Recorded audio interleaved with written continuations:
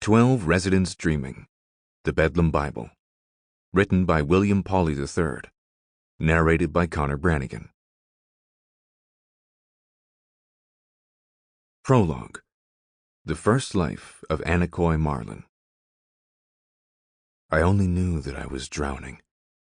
By the time I realized what was happening to me, I was already fully submerged in treacherous ocean water, riding the current, and no matter how hard I kicked back at the rolling tide, I seemed no closer to its surface.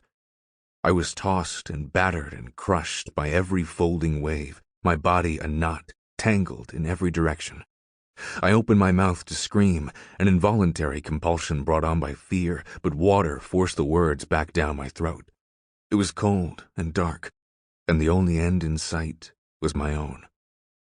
I nearly gave in to the punishing tide. However, just before my lungs burst, my fingers brushed upon solid ground, or at least what I first perceived to be solid ground.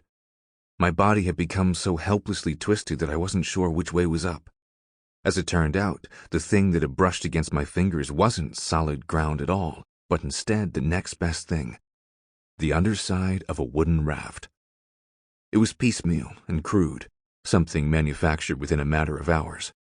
There was an urgency to its construction, as each of its 5 wooden logs were held in place by a single thread of rope, entwined at each end and once through the middle. The damn thing hardly held together as I threw my full weight upon it. The log shifted below me jarringly as I crawled across its length. I had to quickly figure a way to keep balanced, or else risk being tossed right back into those treacherous black ocean waters. I found the raft made my predicament infinitely better. However, it wasn't enough to fully snuff out the fear. Still, it was a miracle. Once I was resting still upon the surface, my body fell limp as a white flag, unconscious. The blistering cold and pelting rain was no match for utter exhaustion. With ease, I slipped into dreaming and didn't wake up until morning. When I awoke, I found I was no longer alone. Another body was there on the raft with me, curiously sitting at the opposite end. I say curiously because he seemed totally incapable of being in that position, given his deteriorated physical state. Still, he rode each wave with ease, his body a rock, unmoving. He was dead. That much was apparent upon first glance of his bloated body. Not only was he dead, but he'd been dead a long time. The corpse wore nothing but a black pair of shorts, and even those were mostly buried beneath rolls of flesh. He was large, impossibly large, and his skin was seeping some thick, oily fluid. The backside of his body was tinged such a deep shade of red it almost appeared brown, the result of having been cooked under the sun for several days. All of him was completely absent of hair, which caused him to look like some beached whale rotting in the morning light.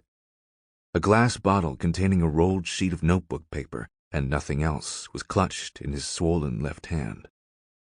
I thought about his presence there on the raft with me. How did it happen? No one had been there the night before, I knew that much for certain. And it wasn't a simple case of amnesia either, nor the result of some terrible brain trauma. There was no one else there. No one. I was sure of it. So who was this man? Somehow he washed upon the raft sometime in the night when I was sleeping, and now he was just there. It was believable enough had he not been sitting. I damn sure couldn't explain that. Oh, and there were words written all over his body. Tattoos. They were small and covered every square inch of him, spiraling fluidly, so it was easy to read. There were so many words and sentences that it could have been a book, and once I started reading, I found that's exactly what it was. The text seemed ancient, from some other time, religious in nature, though it didn't belong to any religion I'd ever studied. And the rain fell upon the earth for 40 days and 40 nights. It was the first section of text that caught my eye.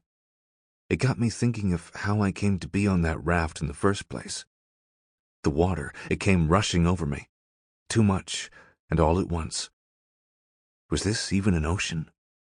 Or was it a flood? How long? Sample complete. Ready to continue?